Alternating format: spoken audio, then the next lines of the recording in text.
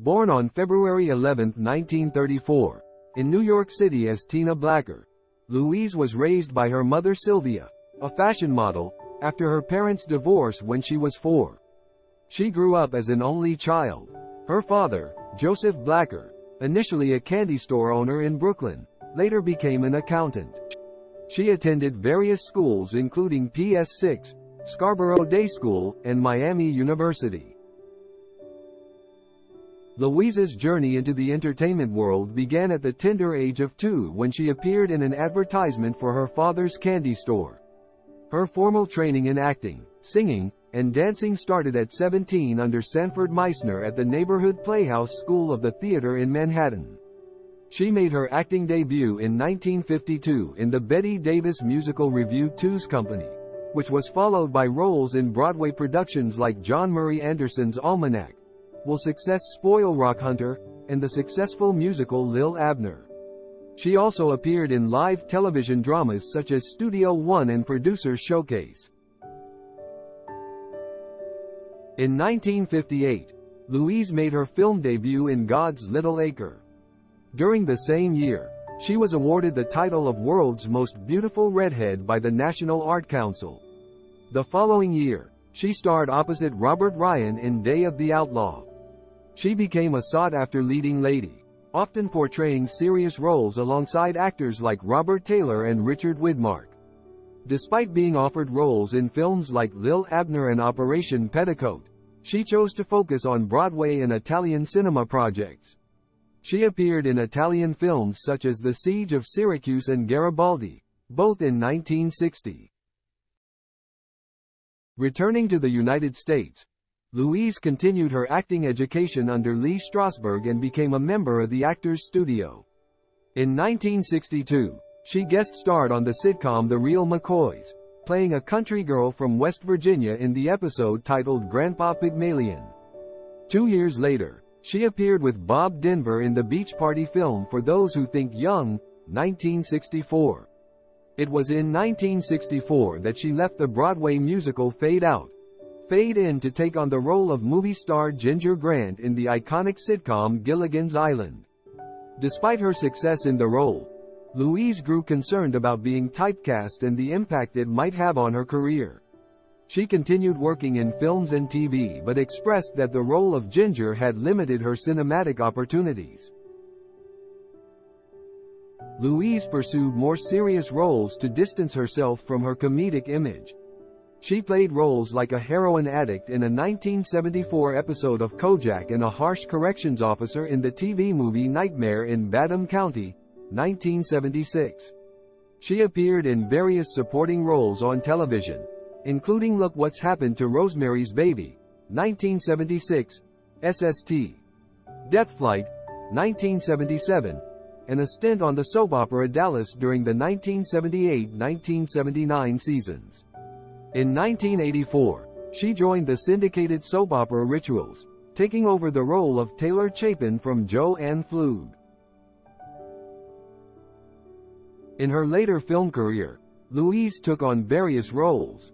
She co-starred in the Robert Altman comedy O.C. and Stiggs, 1987, and appeared in the independently made satire Johnny Suede, 1992, which starred Brad Pitt. She also made an appearance in the sitcom Married, with Children as Miss Beck in the episode Kelly Bounces Back, 1990. In 2014, she played roles in the spiritual drama Tapestry and the horror film Late Phases.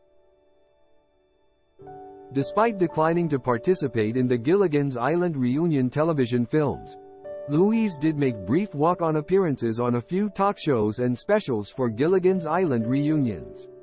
These included appearances on Good Morning America, 1982, The Late Show, 1988, and the 2004 TV Land Award show with the other surviving cast members. During the 1990s, she reunited with her former co-stars Bob Denver, Dawn Wells, and Russell Johnson in an episode of Roseanne. However, she did not join them for the television film Surviving Gilligan's Island, 2001, which was co-produced by Dawn Wells. In the film, the character of Ginger was portrayed by Kristen Dalton. There were rumors of strained relations between Louise and Denver, but after his passing in 2005, she wrote a brief and affectionate memorial to him in the year-end farewell issue of Entertainment Weekly. Following Dawn Wells' passing in December 2020, Louise publicly denied long-standing rumors that she resented her role as Ginger Grant. She clarified, "Never true. I love doing my part, especially after they really started writing for my character, originally billed as a Marilyn Monroe type of character. A different director took over and really started to write for my character. I really loved my character." She expressed her gratitude to the show's fans for their ongoing support, particularly during the COVID-19 pandemic. She acknowledged that the show had brought joy to many and served as an escape during difficult times, even passing down the enjoyment to new generations. "We were part of the wonderful show that everyone loves and has been a great source of comfort, especially during these times. We brought a lot of joy to people and still do. This show is an escape from so many things going on. Fathers share it with their children now. I get letters all the time about that." Louise also ventured into the music world, releasing an album titled It's Time for Tina. Originally released on Concert Hall in 1957, Concert Hall 1521, it was later reissued on Urania Records in 1958 and 1959. The album features arrangements by Jim Timmons and Buddy Weed's orchestra, with tracks including Tonight is the Night and I Am in the Mood for Love. The album, which includes Coleman Hawkins on tenor sax, has been reissued on CD twice, most recently by the UK label Harkett Records. In 2012, the album was made available on iTunes. Additionally, Louise recorded for United Artists Records and released a single under that label in 1958.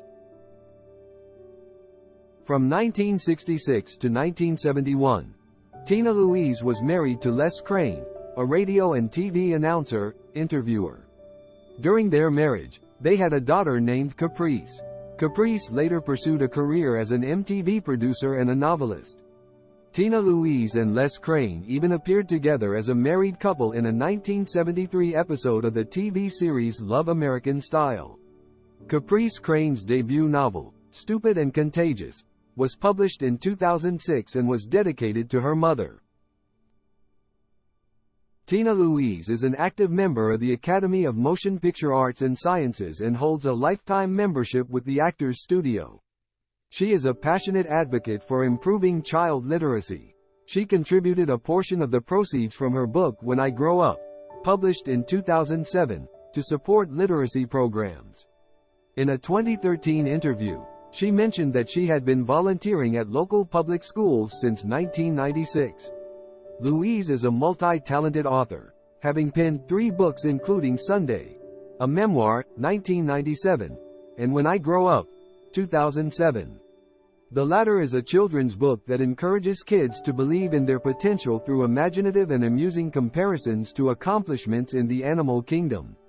She also authored a second children's book titled What Does a Bee Do? In 2009.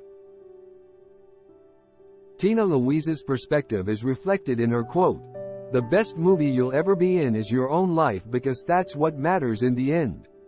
As a Democrat, she actively supported John F. Kennedy during the 1960 presidential election.